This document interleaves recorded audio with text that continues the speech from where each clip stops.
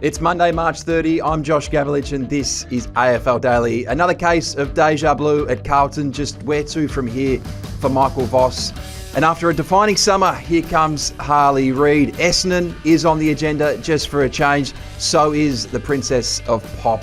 Cal Twomey joins me as he does every Monday this footy season. Cal, we didn't get to see the premiership contenders in action on the weekend. What did you learn? Not many of them played, that's for sure, Josh. I mean, Fremantle was probably the best alongside, of course, the reigning premiers in Brisbane, but there was the weekend off for a few of the contenders, and we learnt more about some of the teams at the other end of the ladder. And Carlton, as you say, are the big focus for today's show.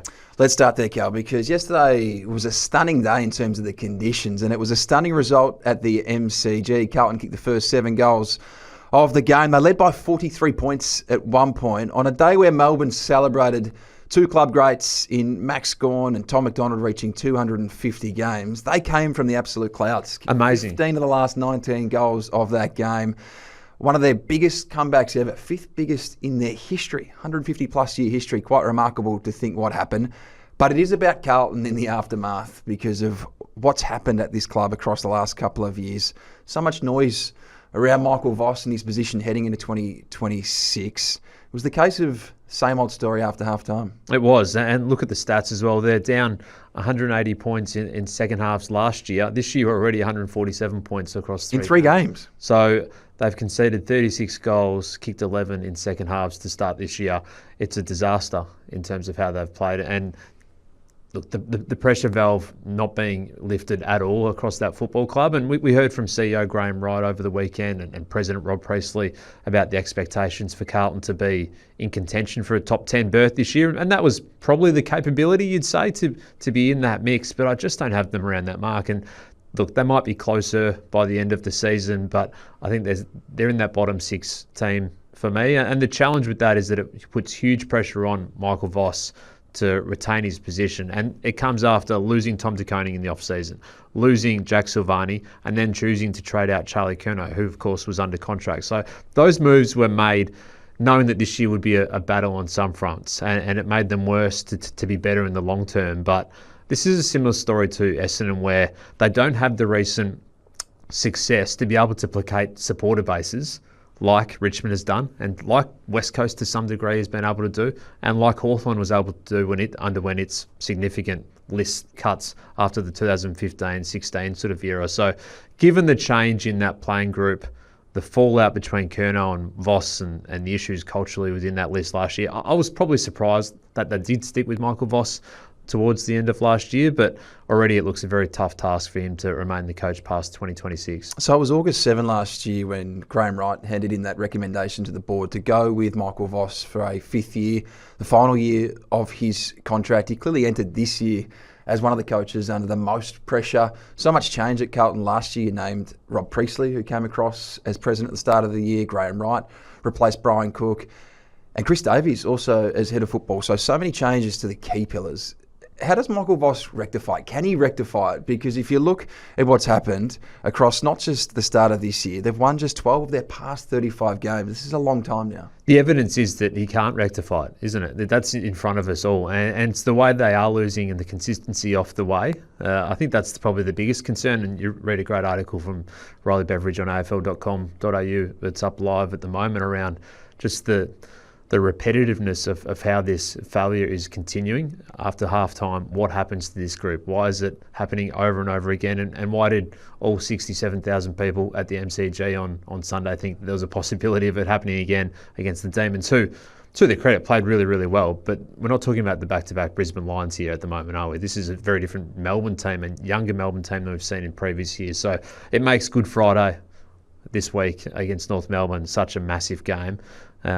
But after that, they've got Adelaide to gather round, Collingwood, and then Fremantle away. So it's a tough month, particularly if they can't get it done against the Roos, who themselves weren't terrific on the weekend, but there's an opportunity for them there now. You mentioned Riley's piece, which is now up on AFL.com.au. It included this famous quote off the top. In terms of results, Mick, 1 win in 17. It can't go on like this, can it? It can.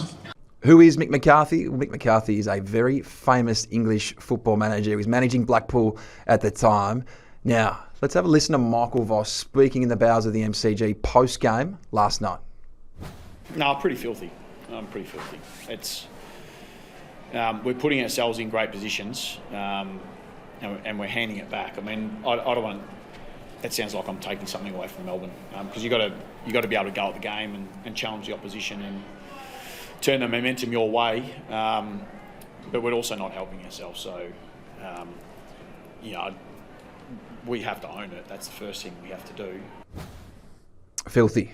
That word stood out to me, Cal. Let's move on, because we could dissect Carlton for the next 45 minutes. On a weekend where the 4 premiership contenders all had a bye, we learned a lot about a young player out west, I think. I mean, you think about his past fortnight, it's been sensational. I'm talking about Harley Reid, of course. You mentioned him in your column on Sunday night.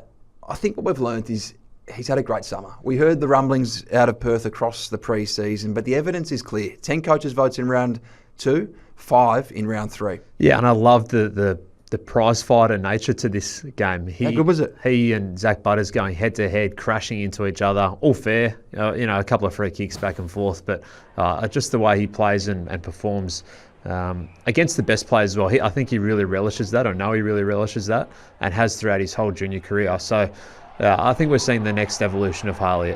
Definitely, just from a looks point of view, you can see he's moving across the ground better. He's able to perform and sustain his performance deeper into games than ever before. And we saw that again on Sunday in a tight game. He had some crucial plays late. Now, there's still the free kicks that can be given away, and maybe that's that 1 or 2% here and there. But this is the sidestepping, the selling of the candy, all the tricks that he's got. We saw on Sunday a couple of goals as well. Yeah, I love that battle, the 2 number 9s going at it. And yeah, I think what we've seen from Harley Reid is that across the pre-season he's done the work, and they've changed his program to be more at peace with how he performs and how he wants to use his power and explosiveness.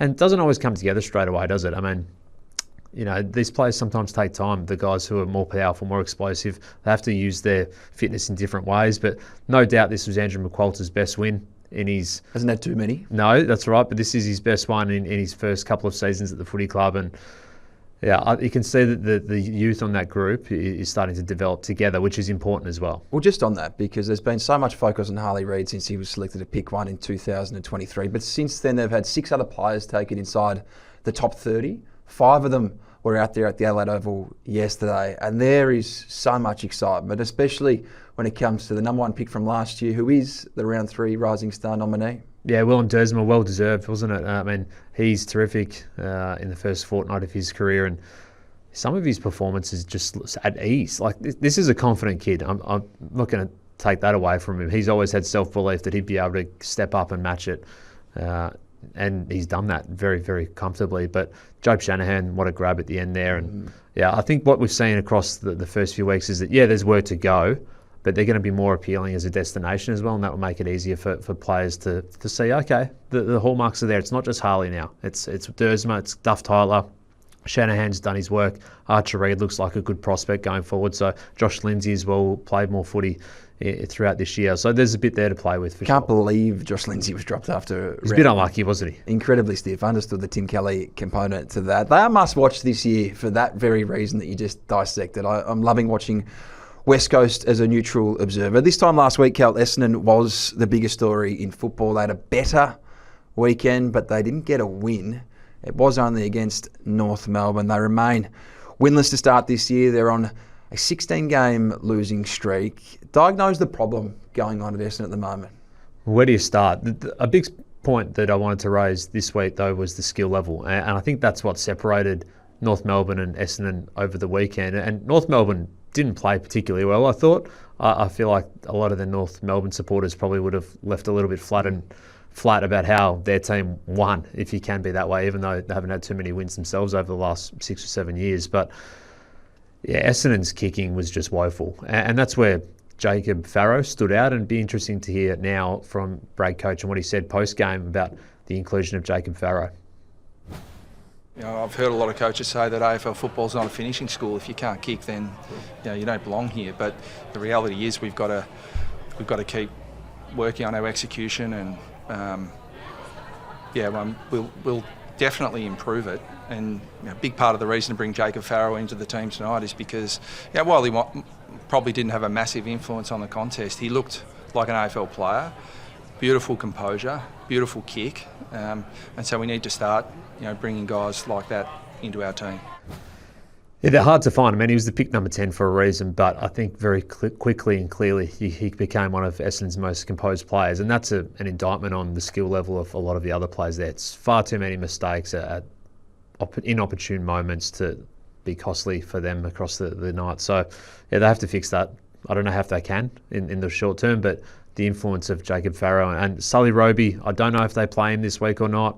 Had a big game in the VFL. Oh, he was really good. 4 goals, 20-plus disposals, and looked very comfortable. He hasn't played much footy, though, and done much training over the course of the last 5 or 6 months. What's he coming off? Back stress fracture that he arrived at the Bombers with, on top of course, a bit of a shoulder issue that he played throughout the finals last year. So battled that over the off-season. But, yeah, he's a chance. Jordan Ridley will play this week, which will help them. But Essendon's now conceded 438 marks across 3 games. Champion data reliably tells me this is the most ever by a team over a 3-week period. So they need to shut something down. The worry, Josh, though, for Essendon is that the Bulldogs love playing Essendon. Oh, yeah. Love them. So 11 of their past 13 encounters at an average of nearly 10 goals. So that is a difficult way to look forward on Easter Sunday. Now, there's that memorable scene in Moneyball where the Oakland Athletics fans put up signs, "We might never lose again." That was when they went on that 20-game winning streak in 2002. My question is, will Essendon ever win again? I'm being facetious, of course, but 16 losses in a row. 17 will draw level with their record back in 2016. I know the streak's been done to death in the last week, but let's just have a quick look ahead because we've got the Western Bulldogs on Easter Sunday. That's going to be incredibly difficult. Melbourne in gather round over there is a gettable game. It is, and they beat them there last year as well in that game. Yep, and then Gold Coast away, Collingwood on Anzac Day, and then Brisbane. So the real fear is around losing 20 straight games. I won't dissect that now, so stick with us on AFL Daily. Up next, a win for the Traditionalists, a daytime grand final. He's locked in for 2 more years, and the Princess of Pop is coming home. Hey, it's Sam Mitchell from the Hawthorn Football Club, and you're listening to AFL Daily. Subscribe wherever you get your podcast. Do you reckon Mitch will listen? I think he would be a listener of this show. Oh, I think he'd listen to the round table, but maybe jump on board the Monday afternoon show these days. Yep, I think he would. He's a big consumer of media, I have learned across the journey. Cal, I know you're excited about Gather Round because DMAs are now locked in for the Saturday night. They are Australia's best band. Which is very exciting for you and I. But how did you feel about yesterday when Kylie Minogue was locked in for grand final? Very excited. This is your wheelhouse. Right up my alley in terms of the grand final entertainment. There's Kylie, the Princess of Pop. She's going to headline the pre-game entertainment. What a career. What a icon of Australian music and just Australia really, isn't it? So a huge get for the AFL. The AFL has tried for a number of years to get Kylie Minogue to be the grand final entertainment. This is dating back a long time, and they've managed to secure her in what is, I'm sure, one of the biggest deals to land this entertainment. But it's been a great run of grand final entertainment. I think we go back to probably Robbie Williams in 2022, into Kiss, into Katy Perry, into Snoop Dogg, now into Kylie Minogue. You can see the grin on my face. Yeah. I'm excited because I've actually worked through what I think her set list should be. Okay, give it to us. This is so. I'm a Kylie fan, so I saw her play last year. She's at the top of her game. I think you come out with "Can't Get You Out of My Head," bit of la la la to get the crowd rolling. Hopefully, it's a nice, beautiful day like there was for Robbie a few years ago. Then on a night like this is a big hit. Obviously, bit of Padam Padam. Yep. Earlier, sort of newer, modern song. Then you have to go into a few of the old classics to keep everyone happy. So, Better the Devil You Know. I think she might do a mega mix. Shocked. What do I have to do? Maybe a little bit of Locomotion, and then you finish with Love at First Sight. No spinning around? Or maybe that can be thrown into the mega mix. Okay. You a fan? I'm a fan. I think it's a great appointment. I'm not huge on daytime grand final entertainment, but that is just what we've got to deal with in this current climate. Cal, it's Monday on AFL Daily, which means it is time for the marketplace. Because by the time you read about it in the Wall Street Journal, it's already too late. This is the time of the week where we buy, we sell, and we hold. Who are you buying this week? Well, are you a Friends fan? I am. Joe Tribbiani becomes a hand model? I do. Yeah, well, I think Josh Tracy should be a hand model. And he just clone those hands because he's the best clunker in the business. I'm buying Josh Tracy's hands. Love that. Really like that. Now, I'm buying this week. If we reflect back on the 2024 trade period, clearly the big hit has been Bailey Smith. I love the Hawthorn recruits as well. I think Shea Bolton could be the best of the lot. But in terms of pure impact, Luke Parker is having a seismic impact at North Melbourne. Came fourth in the best and fairest last year. Gets sneezed at because of North Melbourne and what they've been through. But I just think the impact is brilliant. The shift has been good, hasn't it? The shift to half back to start the year has been just what they need. I mean, I just love what he's doing at this age and stage of his career. He's got the premiership. He's got 300 plus games. But he's still performing week in, week out. So I love what he's doing. Who are you selling? I'm selling jumper clashes. I love the Fitzroy jumper. I love the collar. I love the maroon. All of that.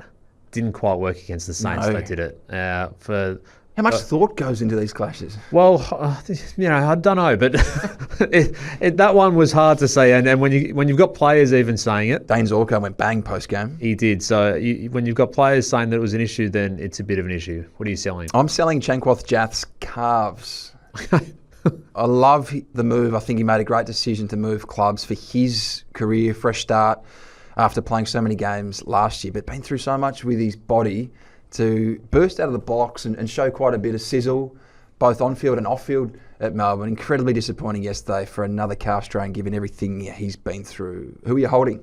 I'm holding Adelaide. So Adelaide is 1 and 2 and face the Dockers this weekend, which is a great game. I'm really keen to watch that game because I think both are right in contention. But I'm still holding, even if they lose and go 1-3, I'm still holding them. I love Josh Rochelli's game over the weekend. Should probably have beaten the Cats if not for a couple of absences. Still not 100% sure on the Cats, to be honest, this year. They'll win enough games at home to be in contention, but I don't think they're right around the 2025 model of themselves. But I'm holding the Crows. You worried about their midfield? A little bit, yeah. But I think Shelley Rankin injection helps. Yeah, that's right. So let's wait and see, but I'm holding. I'm holding on Collingwood's forward line mix. I know they finally hit the scoreboard on Friday night. Tim Membry cashed in with 4 goals. Dan McStay kicked multiple goals for the first time since July last year. But I'm just still concerned. Jamie Elliott hasn't got going after a career year. Need more. Haven't hit triple figures in their last 12 games. It's still a concern for me. I know their backline is their strength. Their midfield has some elite talent. Their forward line is an issue for me if they're going to go all the way in 2026. Now, on a Monday, Cal, we finish with this little segment. What you want, some? Huh? You want some? Do you want some? I'll give it you. All right, give me something. So been a lot of commentary about these draft rules, Josh. Even over the weekend, Graham Wright wants to know what they look like. Still doesn't know what they Everyone look like. wants to know. Could be this week. So I think the AFL is pretty keen to get them done and dusted before gather round. Let's wait and see if this comes out this week, but I've got a real eye to see if these draft rules are finalised by the end of this week. Why would Carlton want to know so badly? Well, Cody Walker, they've got a dog in the fight. They've got a very good dog in the fight in Cody Walker, and he started the season beautifully, had another 30 over the weekend playing for the Bendigo Pioneers, and a bid on him is going to come at pick 1, 2 or 3 at this stage, so they need to know. They need to start planning. They certainly do. My gimme something this week is Adam Treloar. Since the last time we saw him play at AFL level, he's become a VFL premiership player. We saw him just 4 times last year at AFL level after becoming an All-Australian for the first time. I think we might see him on Easter Sunday night. No Tom Liberatore for the Western Bulldogs. They've definitely been discussing it across the bye. Whether it's too soon or not, I don't know. But it's something to watch this week because he's available. He's played a couple of games at VFL level. Had 33 last time in round 1. Might be a good time to get him back in. Could he play against Essendon on reduced time? He'd be a 50% man. I think it would be a good way to bring him back in, but clearly something they'll debate this week. Cal, that's all we've got time for on this Monday edition of AFL Daily. Stick with us. We're back tomorrow with the Roundtable.